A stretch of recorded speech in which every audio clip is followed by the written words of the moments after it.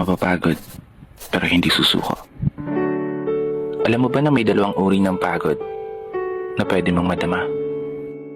Una, yung pagod na itutulog mo lang at pagising mo, okay ka na.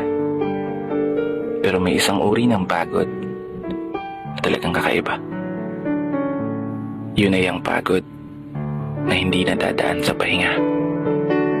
Isang pagod na magpapahiwatig kung gaano kabigat ang mga problema mong daladala.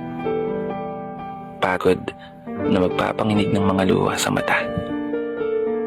Pagod na magdidikta sa'yo para sabihin ayaw mo na. Mapapatanong ka na lang talaga, saan nga bang direksyon ng aking mga paa?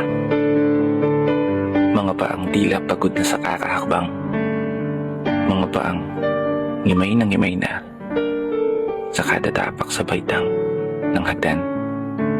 Isang hagdan na magdadala sa akin patungo sa isang palapag na pinapangarap ko.